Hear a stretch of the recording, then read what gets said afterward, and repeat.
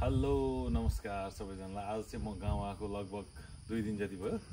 आज यसो आफू पढेको स्कुलतिर पनि भिजिट गरौँ, के छ हैन, परिवर्तन के छ, चेन्ज के भयो। अब हामी पहिल्यै हो पढेको, लगभग पढ्नु छोडेको पनि 10-12 वर्ष भइसक्यो, 12-13 वर्षै भयो होला। अनि हामी पढेर सिधेको होस्टेल बसेको नि यहीँ हो। स्कुल चाहिँ पहिला पुरानो थियो, अहिले चाहिँ अब स्वरूप चेन्ज भएको छ, नयाँ छ, बिल्डिङ छ हैन, राम्रो छ। अब म मेरो दाइहरू दिदीहरू सबैजना पढ्नु भएको यही स्कुलमा हो। अहिले चाहिँ यस्तो छ, सबैजनाले हेर्नु होला है। यो चाहिँ गाईघाटको लक्ष्मी माध्यमिक विद्यालय है, 2009 सालमा स्थापना भएको स्कुल हो। अनि हामी यहीँ बसेर पढेको। पहिला चाहिँ अब यस्तो ढुङ्गाले बनाएको थियो, अहिले चाहिँ अब यस्तो अब पक्की छ, लास्ट पक्की छ होइन, भूकम्प पछिको हो यो। अहिले चाहिँ दामी छ, यस्तो गार्डनहरू पनि रहेछ, धेरै चेन्ज भएको रहेछ है। अब यहाँ यसरी मजाले बस्नु पनि मिल्ने रहेछ। यहाँ पुरै यहाँ गैँडा पनि छ होइन, यहाँ मयुर पनि छ, यसरी बसेर मजाले। अहिले यो सिजन अलिक झ्याप्प भएर भ्यू त्यति राम्रो देखाएन, नत्र यहाँबाट चाहिँ एकदम ओभरभ्यू राम्रो देखिन्छ।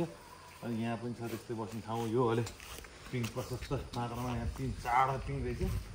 अहिले पिङै भनेको चिज हामी है। अब म खेलेर पनि देखाउँछु।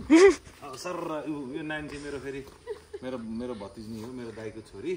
अब मेरो कान्छी छोरीले चाहिँ भिडियो खिच्दैछ, ऊ चाहिँ मेरो जेठी दाइको छोरी।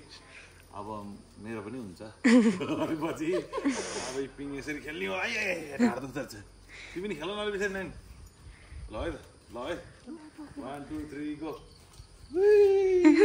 यसरी पिङ खेल्न पाइन्छ गाईघाट स्कुलमा आइन्छ।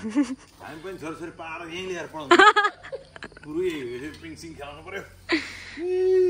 ल यो चाहिँ मजा आउँछ, तिमी एकछिन खेल्नु हौ, म चाहिँ यसो के छ कसो हेरेर आउँछु। अब यो चाहिँ देखाइदियो त यहाँ। यो चाहिँ बोर्ड श्रीलक्ष्मी माध्यमिक विद्यालय पालनटार नगरपालिका 6 गाईघाट गोर्खा, स्थापना 2009 साल, गणेश प्रदेश नेपाल है। अब मैले बोर्ड साल यहाँ भिडियो पनि बनाएको थिएँ, अहिले पनि बनाउँछु। यतातिर पनि यस्तो राम्रो छ है। यता यहाँ आँपहरू यत्रो ठुलो छ, यो आँप धेरै पुरानो वर्ष है। हामी यहाँ आँप कति खायौँ। त्यो चाहिँ शौचालय रहेछ। अनि यहाँ हाम्रो मूर्तिहरू पनि बनिरहेको छ समथिङ। यो चाहिँ यसको डिस्क्राइब गर्न चाहिँ मलाई त्यहीँ गएर हेर्नुपर्ने हुन्छ। अहिले गरौँ न त्यो है। यतातिर यस्तो छ। अब यो यता पछाडि भयो, नेक्स्ट बिल्डिङ उता माथि। अब यहाँबाट कस्तो देखिन्छ हेरौँ सर।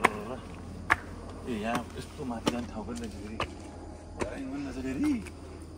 नेक्स्ट बिल्डिङ यहाँ पनि जस्ट ठाउँ चाहिँ राम्रै देखेँ मैले। अब सायद मैले टिकटक अहिले यहीँ पनि बनाउँछु होला है। नेक्स्ट बिल्डिङ यो क्लास 3 क्लास 2 समथिङ, क्लास 4 यतातिर रहेछ। यो चाहिँ राम्रो छ। अब यता पछाडि पनि छ, सबजनाले हेर्नुहोस्। यो चाहिँ गाईघाटको 2009 सालमा स्थापना भएको स्कुल हो। ए नेक्स्ट अर्को बिल्डिङ पनि छ साथै, मलाई देखाउनु बिर्सिरहेको छु। 7-4 क्लास समथिङ, 7-8 क्लास यतातिर छ।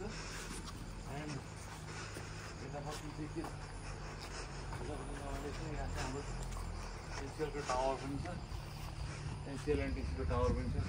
अब उतापट्टि गएर सर हेर्नु एकचोटि माथिको बिल्डिङ हेरौँ ल। यता शौचालय पनि जानै पऱ्यो, नगए भएन। कहाँबाट आउने बाटो हो, यहाँबाट त गाह्रो हुन्छ। यताबाट जानु मिल्ने बाटो छ छैन होला। ल यहाँबाट चाहिँ 13 यहाँ होस्टेल पनि बसेर पढेको म। घर त्यहीँ तल छ, होस्टेल बस्नै पर्ने, नबसी नआउने। स्कुल ठिक छ। अब यो चाहिँ एकदम हाइटमा छौँ हामी। यहाँबाट नेक्स्ट अरू प्लेसहरू पनि दामी देखिन्छ सबैजनाले। हाम्रो नेक्स्ट बिल्डिङ है, यो चाहिँ समथिङ क्लास 8, 7, 9 समथिङ। 11 क्लास माथि, 12 तल, 7, 8, 9 त्यही रहेछ। ल यहाँ पनि दामी छ है। यहाँबाट पनि भ्यू आई थिङ्क दामी देख्छ, मैले बुझिसकेँ। अब यता चाहिँ हामी खेल्ने ठाउँ हो, डाँडाहरू। यता चाहिँ डाँडा मात्रै होइन, काँडा पनि छ। यता जानु हुँदैन, यता जस्ट यहाँबाट चाहिँ ओभरभ्यू राम्रो देखिन्थ्यो अब अहिले झाडी भएर चाहिँ राम्रो देख्दैन के हालेछ परल सरल कसरी छ यहाँभित्र के छ यो क्लासरुमै रहेछ राम्रो छ अब क्लासरुम पनि ठिक छ अब राम्रो छ ल यता अब हिमाल चाहिँ दामी टक्का देख्दो रहेछ हेर त हिमाल देखाउ त्यो हिमाल पनि राम्रोसँग देख्दो रहेछ